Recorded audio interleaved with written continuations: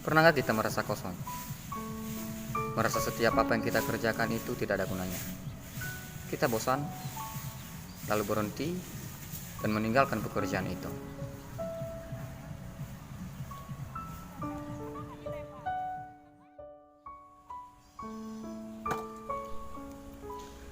Kemudian kita ingin bangkit kembali, karena kita tidak ingin hidup hanya begitu-begitu saja.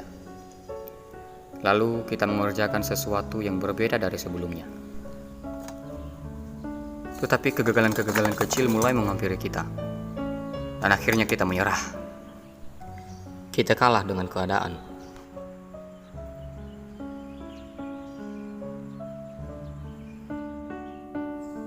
Sebenarnya hal ini terjadi bergantung bagaimana kita memahami hidup. Karena orang-orang yang tidak mengerti kenapa ia bisa hidup, susah untuk bersyukur dan mudah sekali bosan dengan pekerjaannya. Dan orang-orang yang tidak tahu dia hidup untuk apa, tidak akan pernah bisa mengerjakan sesuatu dengan usaha dan mudah sekali menyerah dengan keadaan. Jadi kenali alasan engkau hidup dan engkau hidup untuk apa. Dua pertanyaan ini harus bisa kita jawab. Itu yang pertama, hidup adalah dan kita hidup untuk apa. Buat saya sendiri, hidup adalah anugerah dan kita hidup untuk melayani. Hidup adalah kasih karunia Tuhan dan kita hidup untuk memuliakan Tuhan. Hidup adalah kemurahan dan kita hidup untuk menjadi berkat.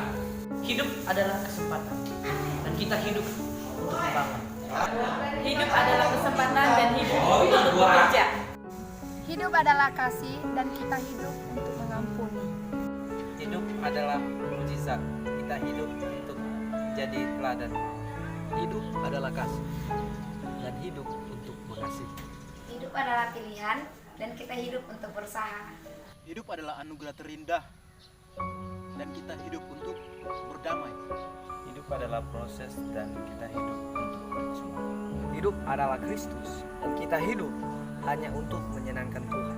Dan kita selalu bertolak pada kebenaran firman Tuhan untuk mengetahui alasan kita hidup dan kita hidup untuk apa, supaya kita bisa bekerja dengan maksimal dan mendapatkan hasil yang baik.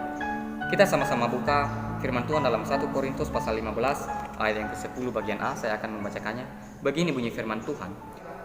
Tetapi karena kasih karunia Allah, aku adalah sebagaimana aku ada sekarang, dan kasih karunia yang dianugerahkannya kepadaku tidak sia-sia.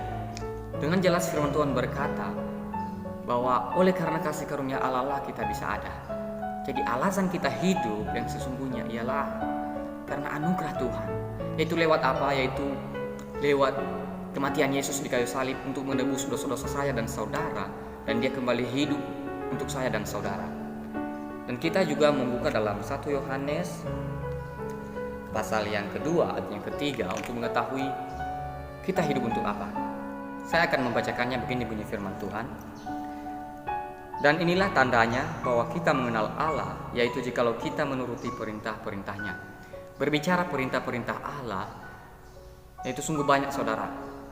Tetapi intinya bahwa kita harus mengerjakan perintah-perintah Allah dalam kehidupan kita, yaitu berdoa, bersyukur, bekerja dengan usaha, melakukan segala sesuatu seperti untuk Tuhan dan bukan untuk manusia. Itulah yang dikehendaki Tuhan dalam kehidupan kita. Jadi ketika kita mengenal hal ini, mengenal untuk apa kita hidup, maka kita bisa bekerja dengan maksimal. Dan tentunya ketika hal itu terjadi, maka kita bisa mendapatkan hasil yang baik. Dan semua itu karena anugerah Tuhan. Demikian saja yang bisa saya bagikan untuk saudara-saudara. Semoga bisa menjadi berkat. Tuhan Yesus memberkati. Haleluya. Shalom.